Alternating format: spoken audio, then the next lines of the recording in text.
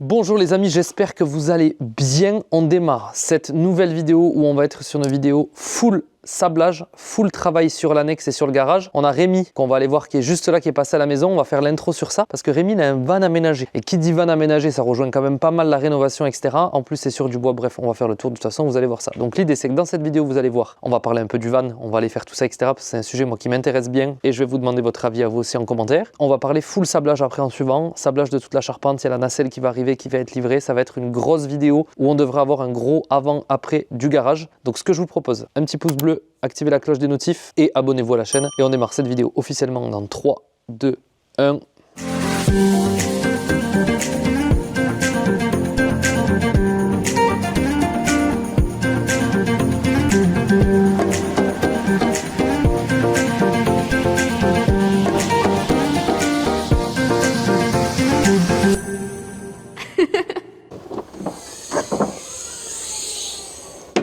C'est bon, on y est. Je suis avec Rémi. C'est Mimi Factory qu'on dit. Exactement, Mimi Factory.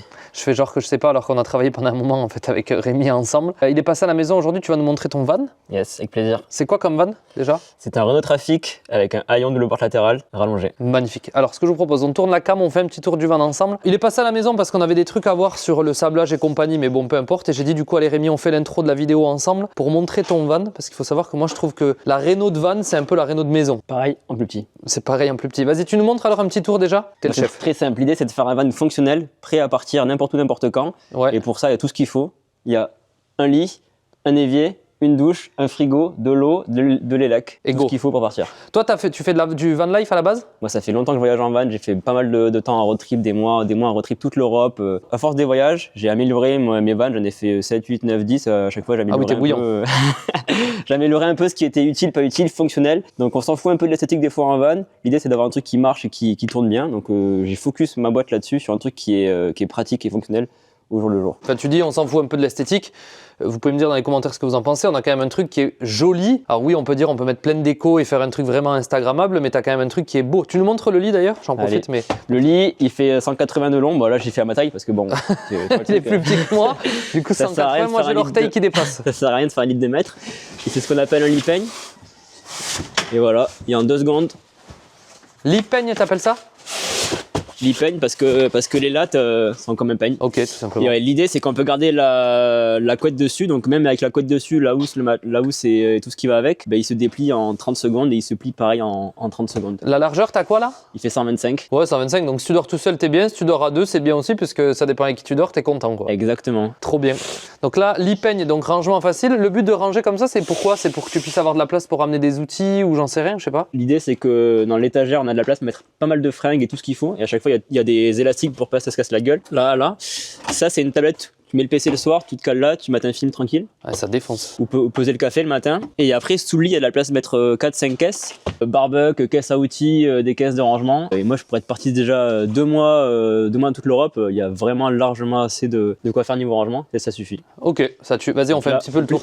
Moi, je trouve stylé, les gars, la van life. Alors, nous, on l'a jamais fait avec Deb, pour être transparent avec vous. On se pose la question depuis longtemps à se dire est-ce qu'on rénoverait pas, est-ce qu'on essaierait pas de se faire un petit van ou quoi? Ou est-ce qu'on en ferait pas un avec Rémi et tout vous filmer sur YouTube? Parce qu'en fait, l'idée, c'est aussi de vous montrer ce qu'on peut faire et c'est du bricolage. C'est pas péjoratif quand je dis ça, au contraire. C'est de travailler justement sur un van. Donc, ça fait un moment qu'on en discute avec Rémi de se dire est-ce qu'on fait pas un van ensemble et on montre tout sur YouTube. Donc, déjà, dites-moi dans les commentaires si vous voir ça étape par étape, etc. C'est un truc qui peut vous intéresser. Comme ça, nous, ça nous fait un retour direct. Elle se dit on se prend, on fait plein d'épisodes avec le démarrage, la mise à poil, parce que celui-là, il était vraiment dégueu quand tu l'as eu. Celui-là, quand je l'ai acheté, il était éclaté parce qu'il appartenait à une compagnie d'autoroute. Ok. Donc il a roulé tranquille que sur l'autoroute. Il y avait une citerne à essence juste ici, 300 litres d'essence là. Il y avait du bois partout, il y avait de l'essence qui dégueulait de partout. Mécaniquement, il est au top, mais l'arrière, l'avant-après, il est vraiment dingue et c'est vraiment cool. C'est ça que j'aime aussi de prendre un vieux utilitaire d'occasion qui a une vie un peu d'utilitaire pur et de le transformer. Là, il part sur une seconde vie et il peut faire le tour de la terre comme ça. C'est un peu ce qu'on a fait avec la grange. En fait, on part d'un truc qui n'est pas du tout la vocation de base, qu'on transforme pour faire vivre après. Ça. Avec toutes les histoires, les expériences et tout que tu vas vivre derrière, quoi. C'est très satisfaisant. Grave, je te crois.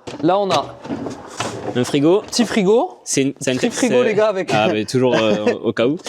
C'est une tête de glacier. Il y en a une, elle est prête à partir, on sait jamais. Avec le décaps qui va là. Ok. Évidemment. Là, on a des rangements. Ouais. immeuble, vous voyez les boutons pour ça, c'est pour pas que ça s'ouvre en fait. Exactement, au moins quand tu roules. Ça, c'est justement les améliorations que j'ai vues au fur et à mesure parce que quand tu roules, il y a tout qui est par terre, il y a tout qui est ouvert, c'est chiant. Tous les rangements qu'il faut, une grosse batterie pour alimenter tout, l'évier, la douche, ton PC, tout ce que tu veux. Tu tiens combien de temps avec la batterie? Illimité parce qu'en fait, il y a des panneaux solaires sur le toit. Oui, on les voit, c'est bon. On les voit à peine. L'idée, c'est j'ai pris des panneaux solaires souples qui sont collés. Donc, on reste en dessous de 2 mètres. C'est souvent ce que veulent les gens, rester en dessous de 2 mètres pour entrer dans le garage, par exemple. Ouais, par exemple. Et être plus discret. Au moins, on est moins à se repérer pour le vandalisme, etc. Plus... Ah oui, ouais. Voilà. Et là, on a toutes les réserves d'eau. Combien t'as en litrage là? On a 50 litres. Donc, on a 25 litres pour l'évier, 25 litres pour la douche et 20 litres pour les eaux grises. Donc, on tient vraiment pas mal de temps. La douche eau chaude ou pas? Douche pas eau chaude. Ça, par contre, les gars, moi, je suis pas van life à la base, mais ça me coûte, je sais pas comment ça s'ouvre, ça j'ai peur de le casser. À l'époque, t'en avais fait un avec la douche eau chaude aussi. Exactement, on peut faire des systèmes un peu à la main ou aussi avec des douches sur le toit qui se chauffent avec le soleil. Ou sinon, on peut installer un petit chauffe-eau dedans sans problème. J'avoue que moi, je suis un faible. C'est pas très bon douche chaude parce que pourquoi c'est pas bon douche chaude dit tu traînes. Et dit tu traînes, tu consommes beaucoup d'eau. Ah. Et en van life, faut être minimaliste, faut consommer le moins direct possible et moins d'eau. Et quand c'est froid, tu te douches avec très peu d'eau, je peux te l'assurer. Ça va très vite. Au pire, à la rigueur, tu peux pas faire genre petit détour par un petit hôtel, non, c'est pas le but. Il y a plein de solutions après, petit camping, tu fais une petite piscine municipale. Ah oui, tu peux te doucher. Ouais, tu dis je vais me baigner et voilà, boum. tu prends une douche, Basic Fit, comme ça. Ah, séance de sport, bien. C'est pour ça qu'il est solide. Il est solide, il fait du crossfit et tout, je comprends la technique. Voilà. Là, parlons un peu prix, c'est important quand même. Alors, je vous en parlerai après, mais un van comme ça, moi je l'achète. J'achète un Renault Trafic comme ça, là, le même. Je veux le faire aménager comme ça vaut quoi? Moi, si je te le facture, ça va te coûter environ 9 000 €. Ouais, donc ça inclut tout, l'isolation, l'habillage, le solaire, la batterie, le frigo. Ah, parce que t'es tout isolé derrière aussi. Tout est isolé, ouais. Okay. C'est hyper important. Le sol, les parois, donc tout est isolé, le lit, le matelas, tout. Et après, toi, si tu veux le refaire, j'ai créé un guide, tu vois, qui te permet de le refaire vraiment le même. T'en as pour environ 3000-3200 € de matos. Et donc tu t'y colles 2 semaines et en fait, c'est comme en tant qu'artisan classique, vous multipliez par 3 à peu près le prix du matos et ça donne le prix main-d'œuvre comprise. Exactement. Avec les charges. Tu t'y colles un peu, si t'as un peu de temps, un peu d'outils, il faut pas grand chose niveau outillage et savoir un peu bricoler. On va parler du guide juste, mais du coup voilà, dites-nous vous dans les commentaires si ça vous intéresse qu'on se fasse un petit van étape par étape ensemble avec Rémi. Je le dis pas trop fort parce que Deb rêve vraiment de faire un van et moi je suis tiède. Mais Deb c'est pratique, elle est petite. Non mais Deb on fait un lit 130 par 130, elle rentre dedans, j'exagère, elle fait 1m52.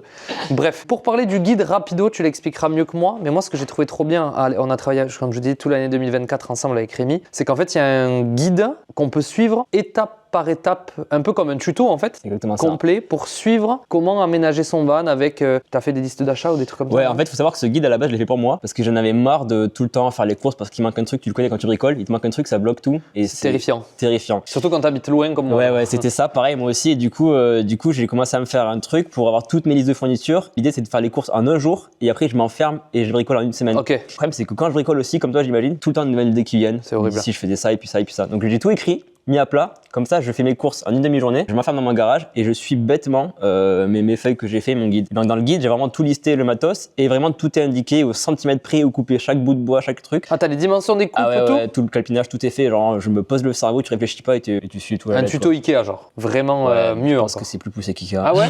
C'est pas mal les tutos Ikea maintenant, mieux que c'est vrai, ça fait longtemps que j'ai pas fait du Ikea. C'est pas mal, non mais je rigole, mais ouais, le tuto est vraiment poussé. Je vous mettrai quelques images là en même temps que je vous parle. Et l'idée c'était ça, moi ce que j'avais trouvé trop bien en fait, c'est de se dire je peux suivre un guide bêtement, pas péjoratif quand je dis bêtement, aussi. Et je peux genre aménager mon van parce que nous demain on se lance avec Deb par exemple ou peut-être vous, mais j'achète quoi comme bois, j'isole avec quoi, où c'est que j'achète le matos, je veux des panneaux solaires mais je fais quoi et tout et tout. Je vous mets un lien dans la description pour ceux que ça intéresse pour le guide de Rémi. Le dernier truc que je trouve cool, vous savez qu'on vous parle de plein de choses, alors Rémi c'est un pote en plus donc c'est pas genre on s'est pas dit on tourne une vidéo collaborative ensemble ni quoi que ce soit. Souvent ce genre de tuto, ce genre de trucs etc, soit ça prend énormément de temps à faire, soit quand tu veux l'acheter ça vaut une tonne, tu vois, on passe de 3 000 à 10 000 € si tu veux le faire faire. Là, le guide, c'est ultra placé en prix aussi. Ça vaut quoi, 180 €? Presque 200 €. Presque 200 € et tu as un guide complet que tu peux suivre et ainsi de suite. Je vous mets le Insta de Rémi avec le lien du guide dans la description. Le Insta de Rémi, c'est parce qu'il travaille sur plein de trucs avec l'envie de créer une communauté de van life, faire évoluer et tout. Nous, vous savez, on n'est pas du tout van life, mais on a envie d'y mettre les pieds dedans. Deb a beaucoup envie d'y mettre les pieds dedans et moi, j'ai envie d'y mettre un peu les pieds dedans pour voir et découvrir et tout. Des nouvelles façons de faire, c'est plutôt kiffant. En attendant, je vous mets le lien dans la bio, pas du tout ici, mais je fais le doigt comme ça. Et Rémi, est-ce que tu voudrais nous partager un dernier petit truc, je sais pas, sur le van ou le principe du van, tu l'as dit, c'est de kiffer, voyager, bouger direct. Il y a plein de gens qui ont peur d'acheter un van parce que c'est un gros projet, c'est un gros investissement. Sachez que vu que la van life,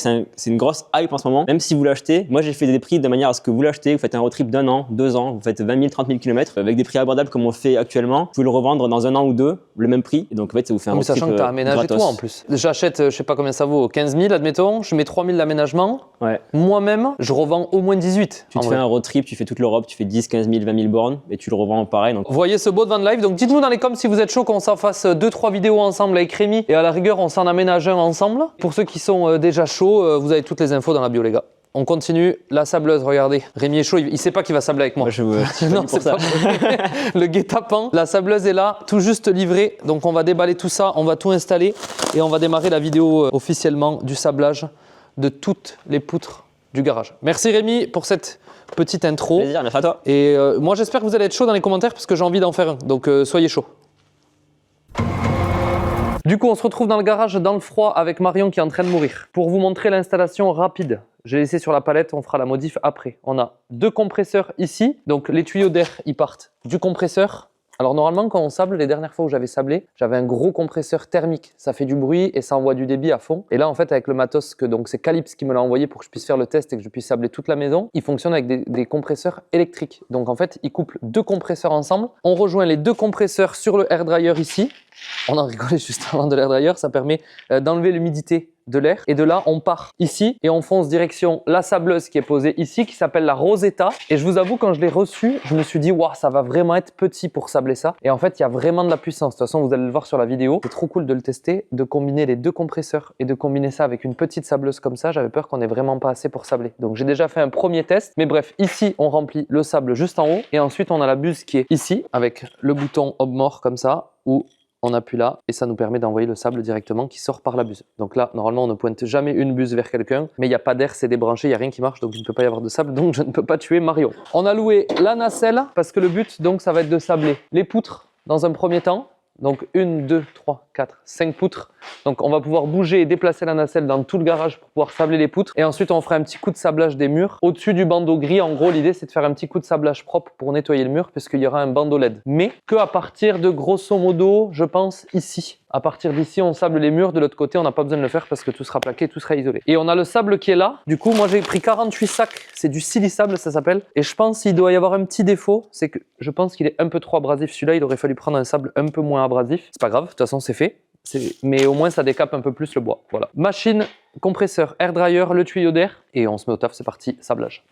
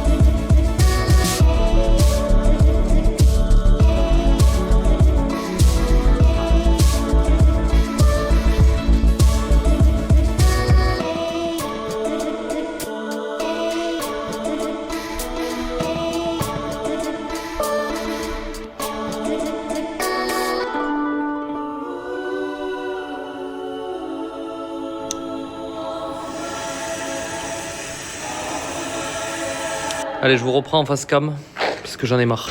Déjà, comme vous avez pu le voir sur la vidéo, j'arrive pas à vous faire des beaux plans parce qu'on voit rien. Je sable de loin. Si je mets le téléphone de trop près, j'ai peur de défoncer l'objectif avec le sable. Et en plus, j'avance pas. Genre ça me ronge, la charpente elle est gavée dure, je suis deg parce que je voulais vous faire une vidéo qui défonce en mode évolution petit à petit du sablage et tout, sauf que la sableuse elle envoie vraiment la sauce, la calypse là. Et du coup c'est impossible que je mette un appareil à côté, donc je suis rongé de ouf, genre j'en ai marre. Hier j'ai cassé mon écran, mon arrière de deuxième téléphone avec lequel je filme, j'ai cassé la porte qu'on a reçue de Bali, voilà, j'ai cassé un morceau, on est bien content, et j'ai fait tomber une bûche sur le tapis, j'ai niqué le tapis. Voilà, donc dans les travaux, il y a des fois c'est trop bien, c'est trop cool, ça avance vite, tout se passe bien, comme quand on a fait la mezzanine par exemple. Là, il y a des jours c'est de la grosse merde. Bah voilà. Aujourd'hui, ça fait partie des jours où c'est de la grosse merde. J'en ai marre, j'ai envie d'arrêter, sauf que je suis obligé de continuer puisque la nacelle elle va repartir. Il faut que j'ai fini avant que la nacelle reparte. Donc voilà. Voilà un moment où j'aimerais payer quelqu'un pour le faire à ma place. Je suis rongé. Heureusement que c'est beau. Vous voyez, ça c'est les charpentes avant, après je veux dire. Et ça c'est avant. On se rend pas trop compte en vidéo, en plus c'est ultra sale, bref. C'est beau quoi, c'est tout ce que je peux vous dire. Et après il va falloir vider le garage, tout nettoyer. Je suis rongé. Voilà l'équipe. On continue. Je vous reprends en face cam, parce que la fin de journée c'est mieux déroulé que le début de la journée. J'ai très froid, ça il faut le dire. Mais on est à 4 poutres sur 5 de sablé. J'ai mon masque qui me défonce. J'ai pas mis la grosse combi là, moi j'ai mis un gros masque là avec le FPP3 je crois. Le plus, genre même pour les gaz et compagnie. Celui qui bloque plus encore que... Bon bref, celui pour pas que tu puisses respirer des gaz chelous. Bref, donc comme ça au moins pour le sable ça pose pas de problème. Plus des grosses lunettes, plus ça. Je suis plus à l'aise qu'avec la grosse combi de sablage. Donc il reste... Sablé, il me reste la dernière à sabler. Et ensuite on va faire, donc ce mur là je vais pas le sabler parce que j'ai essayé en fait et je me rends compte que c'est de la terre crue qui a été peinte je pense à l'époque. À partir de là, donc moi ça je vais voir. Est-ce qu'on vous savez, donc dites-moi dans les commentaires si on peut peindre la terre crue ou pas. Voilà. Et par contre on va sabler ça, cela là, boum. Celui-là on va le sabler et celui-là on va le sabler. J'ai déjà fait un petit test ici pour voir ce que ça donnait. C'est pas mal, sachant que après le bardage va arriver, je dirais grosso modo ici. Donc tout ça, ça va être caché. Et donc tout ça bien sablé avec juste un petit rubanette qui va éclairer le mur, ça va être pas mal. Après l'idée c'est de concentrer évidemment l'éclairage sur la partie garage et comme vous pouvez le voir, c'est un gros dégât. Voilà, on continue, suite de la vidéo, poutre numéro 5 les amis, 5.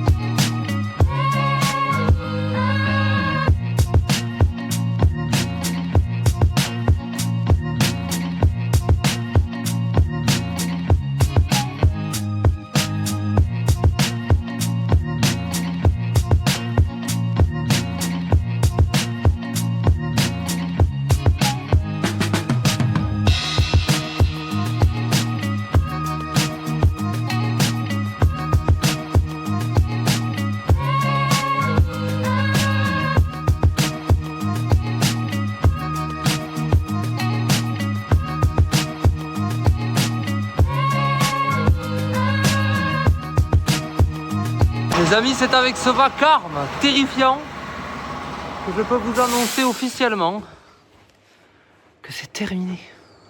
Je viens de passer un petit coup de dépoussiérage aux pierres du mur.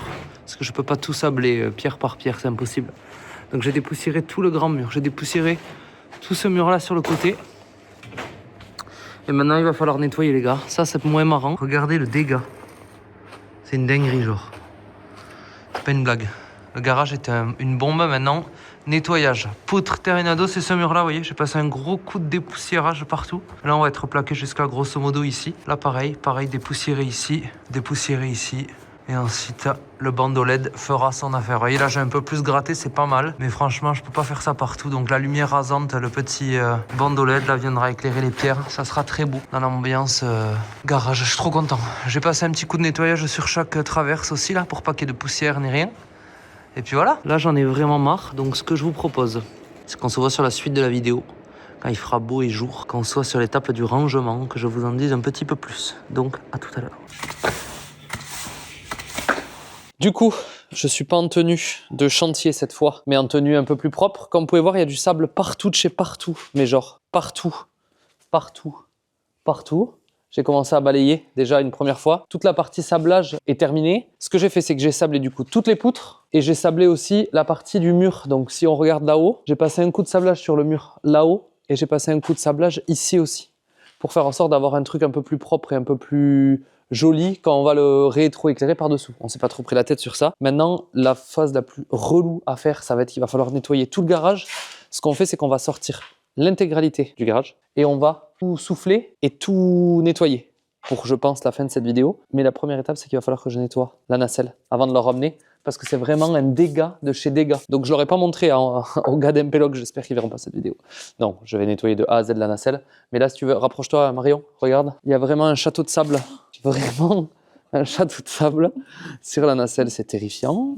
Bref, du coup, tout ça pour dire que cette partie vidéo est faite et ce que je voulais vous montrer, du coup, c'était vous refaire juste un petit tour de l'install Calypse parce que du coup, à l'utilisation, j'ai pu voir un peu mieux. À savoir que moi, à l'époque où j'avais sablé l'intérieur de la maison, j'avais fait ça avec une plus grosse sableuse. C'est bien parce que ça va plus vite, mais t'es moins précis et il te faut beaucoup plus de matos. Donc là, l'install, je vous en avais parlé un petit peu au début, mais on refait le tour très rapido. Vous avez les deux compresseurs ici qui peuvent envoyer 300 litres heure et on a besoin de 500 litres d'air avec la Calypse. Donc on a les deux compresseurs qui travaillent ensemble avec juste ici le air dryer qui permet de dégager l'humidité pour pouvoir envoyer de l'eau sans humidité avec le sable, c'est plutôt mieux. Donc on branche ça sur deux réseaux électriques différents pour les faire tourner pour pas qu'on ait de surchauffe. De là, l'air il passe de là, il va dans les deux tuyaux ici et il ressort par là pour partir direction la petite Rosetta qui est là, que je vais finir du coup de démonter, de entièrement nettoyer, où on y met quasiment un sac entier, on met un 3/4 de sac là-dedans. Là on a le mano pour régler la pression justement en barre pour avoir le plus de patates. Et juste ici, on a le petit mano qui permet de gérer le débit d'air. Ben, c'est déjà pas mal, je pense. Et ça a permis de bien avancer. Donc là, la sableuse Rosetta, si je dois faire mon retour, ultra performant, ultra petit. Et du coup, c'est trop cool de pouvoir la déplacer. J'aurais jamais pensé que ça marche autant. Peut-être pour faire une structure, si j'avais eu que les poutres à faire et j'ai plein de petits autres travaux de sablage, il aurait fallu juste une grosse sableuse. Mais là, l'avantage, c'est que pas de thermique, pas de bruit, pas d'odeur d'essence ni quoi que ce soit, vous mettez juste vos deux petits compresseurs électriques et ça fait vraiment le job. Donc ce que je vous propose, c'est qu'on va mettre un petit timelapse de rangement et on va passer à la suite. Vamos.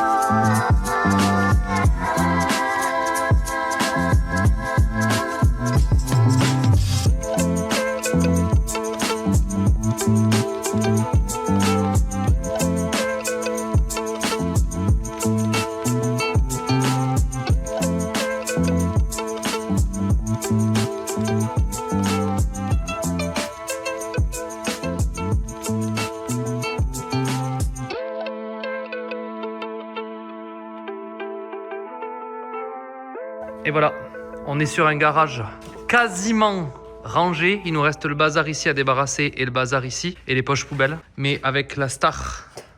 Star de quoi? Je ressemble à une star là? Une star de cinéma. Tout est rangé, tout est nickel. L'aspi est sorti parce que je vais passer un petit coup d'aspi partout pour faire en sorte vraiment d'avoir quelque chose de propre. Mais on voit, je sais pas si on voit sur la vidéo, de toute façon c'est tout marron. On voit qu'il reste encore un peu de poussière. Et On a reçu ça aussi parce qu'on veut éclairer là-haut. Donc là vous allez pas voir. Ici je veux mettre une petite lumière juste sous le tirant, comme ça, pour éclairer la charpente de part et d'autre, droite et gauche, pour faire en sorte d'avoir quelque chose de joli. J'ai commandé ce petit spot chez By LED. Je voulais voir à quoi ça ressemblait. Donc on va le tester, on va le brancher, mais je pense que ça va être beau. Cheveux, poivre et sel. T'as vu ma tête? Non mais bébé, regarde mes cheveux. Ah, c'est nature peinture, hein, les gars. Petite vidéo sablage terminado. Belle étape de franchie. Prochaine étape, du coup, ça sera le bardage en bois brûlé. J'ai pas fait le sablage, j'avoue. Hein. Tu pouvais pas, de toute façon, c'était impossible. Vous m'avez pas vu, mais parce que oui. Si, j'aurais pu éventuellement te remplacer. Ouais, mais trop long d'expliquer, déboucher la sableuse, comment ça fonctionne. On pouvait pas être deux, donc je lui laisse, hein, ça me va. Il y avait pas mal de boulot hors grange de toute façon, donc vous inquiétez pas, on s'ennuie pas. Après, tu dis qu'en plus, là, on a rangé, mais pour tout renlever, parce que après, il y aura, enfin, pas tout de suite, on va pas. Non, mais tout renlever pour le bardage, je vais juste décaler un peu. Hein. Je me suis laissé de la place contre les murs. Tous les travaux qu'il va y avoir à faire, etc. On va tout rebouger, tout ça. Mais bon, c'est pour la bonne cause, étape par étape. Hein. Il fallait partir sur une base saine. C'est trop satisfaisant de se dire que ça y est, on va pouvoir être au propre dans ce garage. Plus qu'un coup d'aspi. Ça fait plaisir quand même. Hein. Ouais, on a rangé chaque étagère, on a fait un rayon peinture, un rayon électricité, un rayon outils à visser, etc. Les petits outils Milwaukee bien posés comme ici. Il y a plein de trucs qui vont sauter en plus là. Là, il y a la sableuse. Cette porte-là, une fois qu'elle sera à plat, la sableuse là-bas, le jacuzzi, les poubelles. Donc là, on devrait récupérer. Alors, tout cet espace, on le récupère. Et tu nous disais, du coup. Là, il y a plein de choses qui vont bouger aussi. La majorité du truc. Tout ça, ça va se retrouver à vide d'ici peu. Et tout ce côté-là, on va y réinstaller la salle de sport. Tout de suite. Et bien, dès que j'ai fait le bardage, je remets la salle de sport. Ah ouais? Bah oui, puisque tu vas attendre quoi? Une fois que c'est bardé. Quand tout est, je sais pas, tout est fini, je sais pas, quand c'est peint, enfin tu vois. Ouais, non, mais attends, bébé, t'es marrante quand c'est peint. Ça, et on peint quand? Bah, j'en sais rien, ça c'est sûr, mais le truc c'est que si on met tout propre et tout, des zones, quand on va peindre... On protège le sol. Oui. Qu'on protège le sol avec le sol dur ou sans le sol dur, c'est pareil. Oui, je suis d'accord, mais si tu remets... Enfin, de toute façon, la salle de sport, j'allais dire, tu remets, il n'y a plus rien. Il n'y a plus de rack, il n'y a pas grand-chose à remettre, en fait. Tu parles des dalles. Oui, dalles de sol, c'est tout. Juste pour délimiter l'espace. Non, mais je croyais que genre, t'étais chaud, là, tu voulais faire la salle. Non, les racks soudés, on fera ça genre en dernier. Tout à fait. Ah, okay. Là, on va juste remettre... En fait, enlever tout ce bazar-là pour remettre tout à plat, pour récupérer un nouvel espace. Tout ce qu'il y a ici, ça dégage aussi. Et voilà, la petite Deb. Parce que je prends une Red Bull et Paul il est en sevrage. Un des objectifs de 2025 pour Pablo, c'était arrêt total des sodas, 0 soda et arrêt total du Red Bull. Une bonne résolution. En commentaire, Deb, elle le fait pas. Deb, elle a d'autres très bonnes résolutions, une diète très serrée, elle fait du sport et tout. Et chacun, surtout, chacun fait ce qu'il veut. Non, exactement. Non, mais j'ai ralenti aussi parce qu'on abusait un petit peu. Mais tout à fait. Je me fais du petit plaisir. Un petit plaisir. En attendant, je vous propose qu'on se retrouve sur une prochaine vidéo. Pas sûr que ce soit la semaine prochaine parce qu'on a beaucoup de choses à faire hors juste travaux. Ouais. Et j'ai envie sur 2025, voilà exactement ce que j'allais dire, j'ai envie sur 2025 de pas me mettre la pression pour être là toutes les semaines parce que c'est très difficile. C'est pas contre vous que je fais ça. C'est pour comment on dit, le ménager. Pour faire le ménage. Vous allez le perdre un jour. Les amis, on vous propose de se voir sur une prochaine vidéo. On espère que vous avez kiffé celle-là. Nous, on est trop contents parce que tout avance très bien. Et on espère pouvoir vous parler du prochain projet très bientôt. En attendant, on se quitte. Rendez-vous sur la prochaine vidéo, Déborah, dans 3, 2, 1. Vamos. C'est bon!